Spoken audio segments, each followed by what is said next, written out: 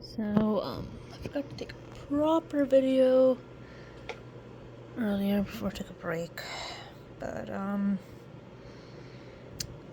I have, largely got the wiring done. I'm gonna turn the lights off so you can properly see this. The server was over there. I think I accidentally spilled coffee on it, so, I didn't work on it yet, so, I'm letting that dry out while I wait. So right now, there are two separate monitors, and it's being mirrored on this machine. This isn't connected to anything just yet, but it is there for when I get my desktop set up and get the other server up and running. As I said, I'm not 100% sure if I will use the other router, which I might, because I'm going to install OpenWRT on it anyways, because that's what's on this one before I accidentally soft lock myself out of it, because when I try to turn the radio back on.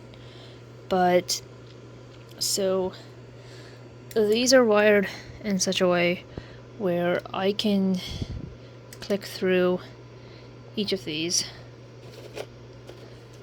and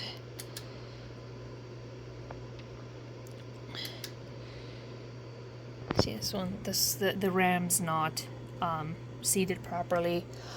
It passed post, but when I ran the memory test on this other one, which also had the an Ubuntu installed, I don't know which one of these is the Bastion, but I plan to reset everything anyways. But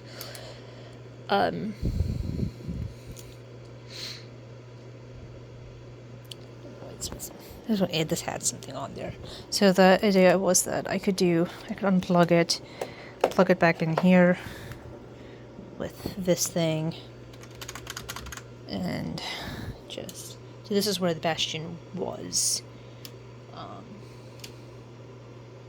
Again, I'm not particularly concerned about the MAC addresses because I'm not going to be hosting anything of importance on here.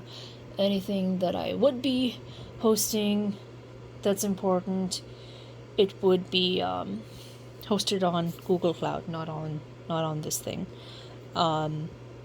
This is a sandbox environment for me to sort of demonstrate that old workstations can still be useful. While these are, well, this is technically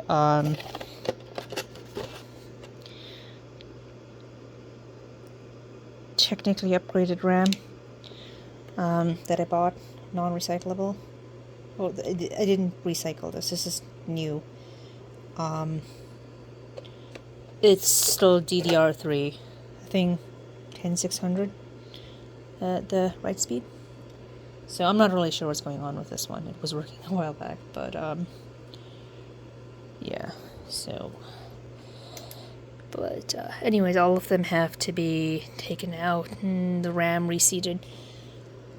But the idea was that now I can sit here on my bed and not have to worry about my back aching sitting up and immediately just roll over and start working on things, because that would be easier for me.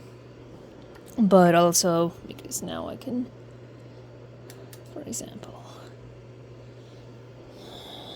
split into.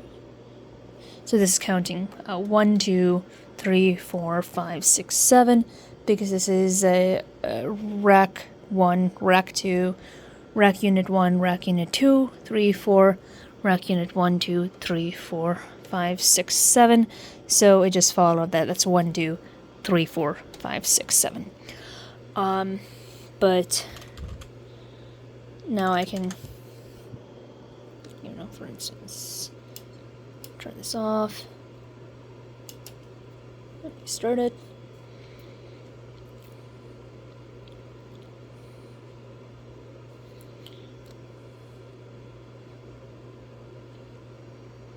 And see, it goes directly into the Pixie boot, which is expecting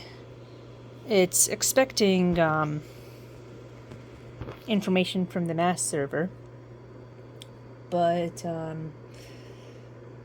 I think that I'm really confused about the RAM issue, because I don't think there should be a RAM issue.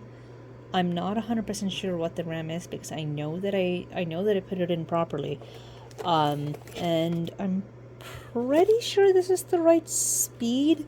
Even if it isn't the right speed, that it's either 10600 or the one that's directly above it. It's really weird. It doesn't say on here. Might be because this is cheap stuff to begin with. Time Tech Inc. It's not really a known brand name stuff, but again, we're working with legacy tech. It didn't really need to be.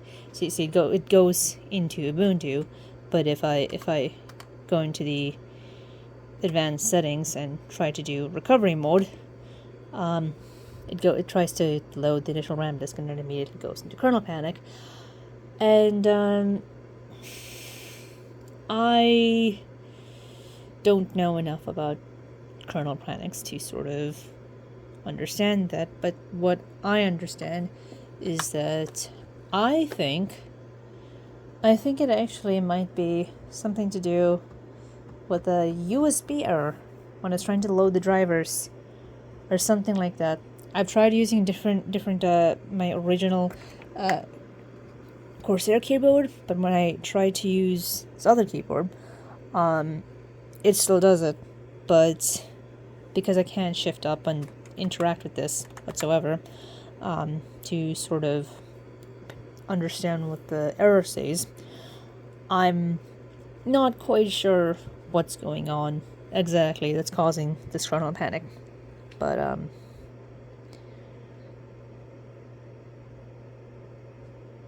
not sure. Well, okay, exit code 9. That's something we can look at later.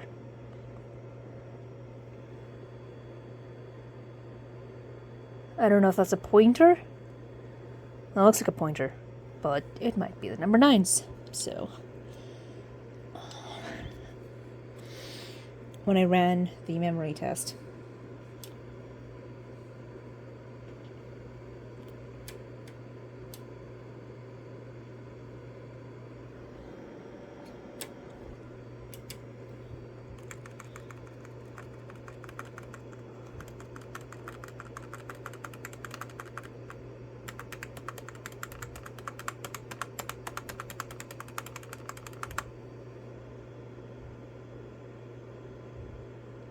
you didn't want to check this.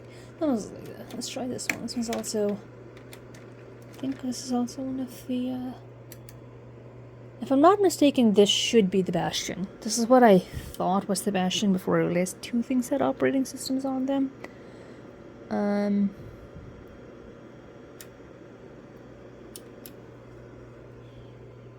But this one also has the kernel panic issue.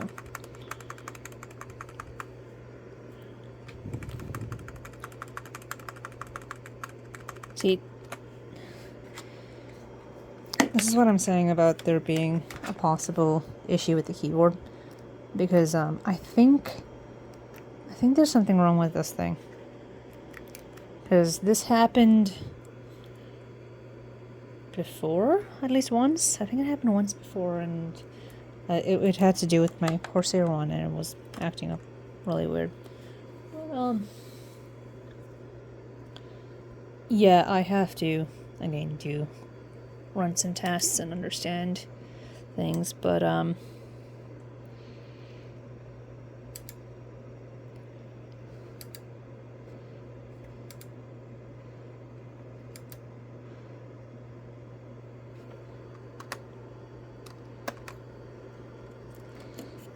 it makes it super easy for me to be able to tell what should go where. But, yeah, we'll go back to kernel panic. It's always the same error, so before I go to bed, I want to check check that out. I went down to eat before, yeah. But not sure what's going on with this one, but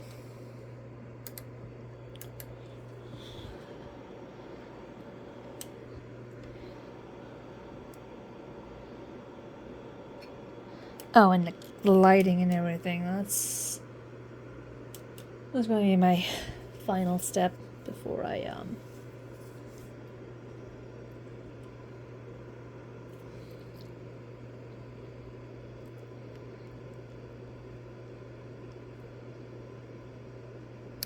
they occasionally beep at me. They do 2 short beeps, so I might have to check the postcodes for these. But this was booting before and it's not now. I'm just telling me it's not passing post, but it's not beeping. So I had to go in there later and check the BIOS settings. But yeah. So that's this.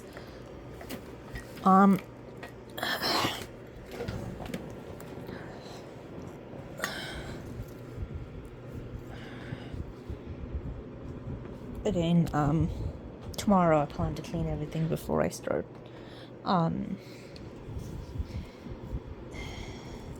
we're also going to get the Kallax that was in my room, my other room, to put here and create like a sort of canopy over my bed with my Digigenter flag, so that I can see things, so I can kind of be in that enclosed area. But so what else I'm going to do is that my air purifier, I am going to put my air purifier here. I had it backwards the other time, but that was kind of intentional because I kind of wanted to smell the hot power supply units. But for the sake of actual airflow and stuff, I think the intake stuff is on this side, on this wall somewhere, for the ventilation, the HVAC unit, which is on the other side of that wall. So I will kind of have to figure out my my cooling sort of station here, so that this entire area gets cooled. For the sake of demonstration, I will take my mom's identical cooler to sort of demonstrate the cooling for these ones, to demonstrate the zonality, because these are on separate zones. So for instance, if I tripped this one, all of this side would go off, but this one remains independent, and the idea would be that its power and cooling are on 2 separate circuits, even though they're technically plugged into the same outlet, because this entire thing is not going to exceed 1,500 watts even on at a maximum load. Like, I think these all idle at around 50, so we're talking like 500 watts maximum for everything. So the idea of power load is simulated, and besides, our house is on an upgraded circuit because of the sprinkler system and heating system and everything, so I'm not at risk of tripping the wattage. That's why these are on power strips anyways, because if there was a risk of excess power draw, this would trip. So yes, it does demonstrate zonality, because now I can go here and demonstrate the zones. So I was also going to take the other RGB keyboard that I have. This is here for now, but I was going to have another mouse here, so that if I wanted to work in a standing desk sort of configuration, I could come here and work on this thing. So it's a bit hard to see, but yeah. So to turn this off. And you can see that a little bit more clearly. You can see the glorious link lights. They're all pretty well. This one has to be turned back on. Where's the power button on this? It's on this side, actually.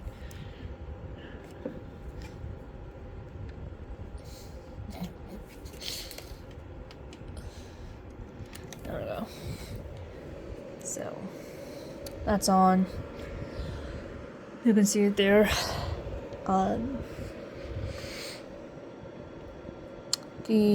I think I don't feel like turning the light back on, but because I'm gonna go to bed. But the other server, I think I accidentally got coffee on the PSU, so I have to let that dry. I mean, I trust myself to be able to take apart a PSU. I mean, some of the oldest videos on my channel are me working with high voltage and transformers, and so that's one thing I can do. So I know there's reason not to, but I feel confident to take it apart, dry it, make sure there's nothing wrong with it, and I will probably put it on the bottom stack underneath the switch, but above the flat pack that I intentionally am leaving as a flat pack is currently holding up the table, which is sitting on some ancient magazines, and by ancient magazines I mean like some of these are as old as I am, but that should stabilize it. And see, beep beep. That's a postcode that I have to.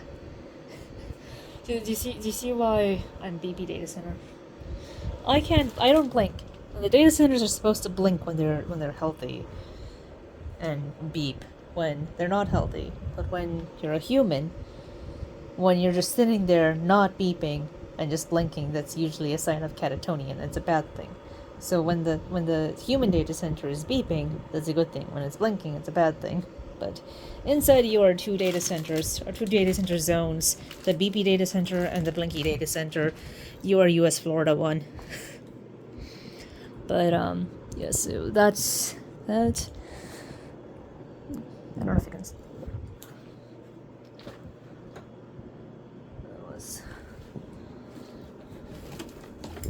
It's kind of like standing exposed. It should dry out. I just want to make sure that it's completely dry before I attempt to turn it back on. But its panel, I have no idea where I kept its panel. I had to find it. But so there's, as you can see, there's still some organization that I have to do. Especially when I bring in the other Calax. And my lac. I gotta figure out what to do with the lacs, but I have two of them. This table, one of my cousins is going to come and stay in my old room, but this table is going to be taken there, and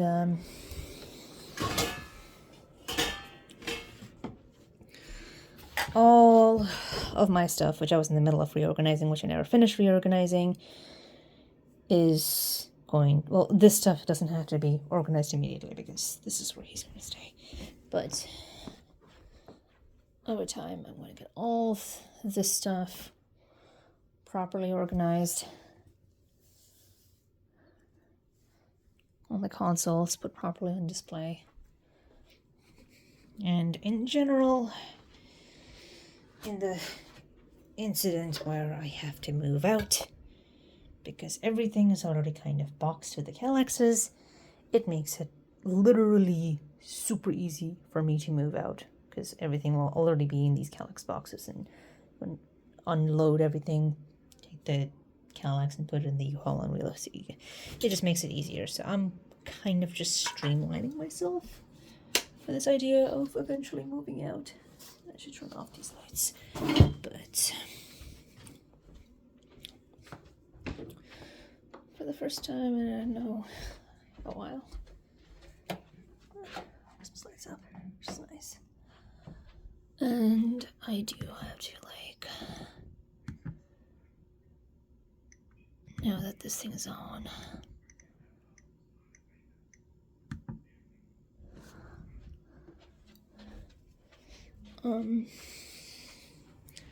Unfortunately, it does get cold, and it gets cold when the cold fronts come, and then it gets too warm when the warm fronts are here.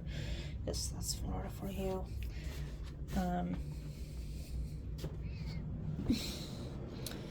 But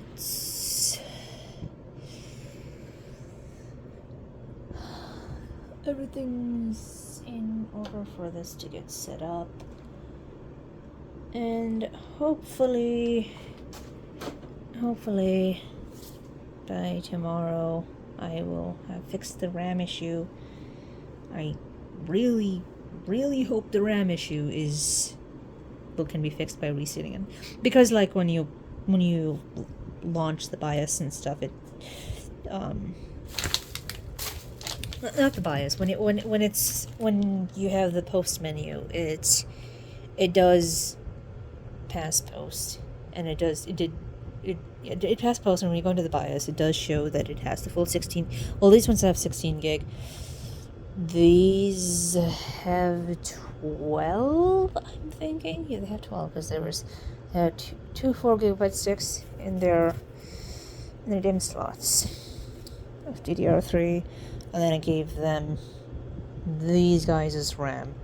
I don't know about the speeds of these. I knew these were DDR3. I just did not know if the speeds of this would match these ones, but they are symmetric, so it should match the symmetric the symmetric slots. But yeah. So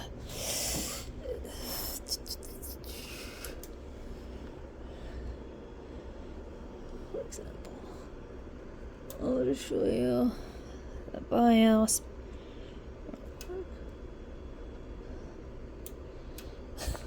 It's given Lane vibes, but you know what? There's context. I hope if I had this plugged into the right one, but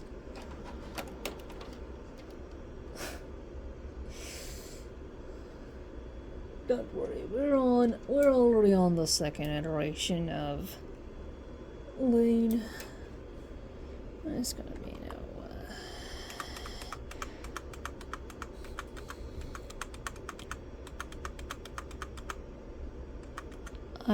It would help if I'm pressing F10 and not F11.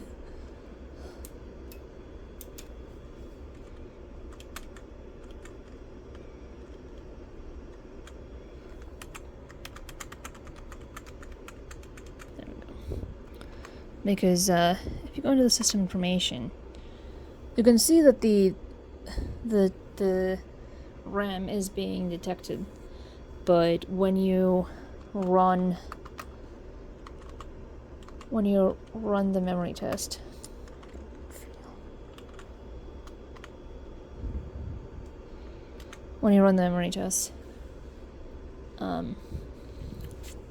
well, I haven't run it on this one yet, so let's see what it does.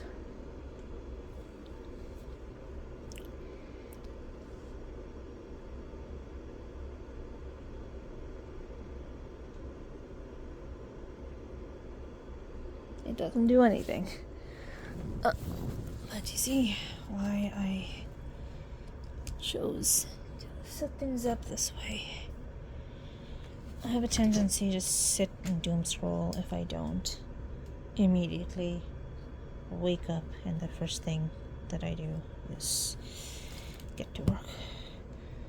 It's just kind of my thing. But yeah, so this, for example, is not wanting to work. And it's gonna take some debugging, but this is quite an aesthetic. It is a total vibe. But yes, so all of the, each of these, 1, 2, 3, 4, 5, 6, they're braided properly. No zip ties. No. All of this was done without any sort of adhesives or methods of attachment, because I wanted to be extra like that. The colorful braids, I showed you that earlier. But so yeah, as much as I could, I sort of set everything up. The final iteration of everything, I didn't want to get everything completely organized until the aesthetic stuff, until everything was like I knew I wouldn't have to like retest the RAM or anything. So it should actually be fairly easy for me to remove and retest the RAM individually, as long as I I can disconnect the back and pull it out from the front and remount it from the front, and that should allow me to test them individually, well, aside from the ones on the bottom, right? But yeah, so these aren't getting labeled just yet, and the mask settings, they're going to be wiped and replaced with whatever new names and stuff. I want to try and make the Bastion host, whenever I find out where it is, to be the top one. And depending, we'll see where I get with this, but makes you think of, and if you really know the lore of 2001, and a lot of people are very superficial about that series and don't really quite understand its message, but this was in the book and not the movie, and in my opinion, the book takes place after the book that was written about the first movie. This was after that, after Dave reincarnates into the new world and gets pulled into the monolith. But he did the quote, "My God, it's full of stars." The monolith, I think, was a representation of the mainframes at the time, and as much as they deny that HAL and IBM aren't related, there's a certain characteristic, let's say, to the way that the movie was made and the way that they organized their lore that makes me understand like the greater story. And like, to me, it's referring to the Octung blinking lights, and you can kind of see where we get it from. My God, it's full of stars. One day I will see a real data center. But this will do for now. We shall see.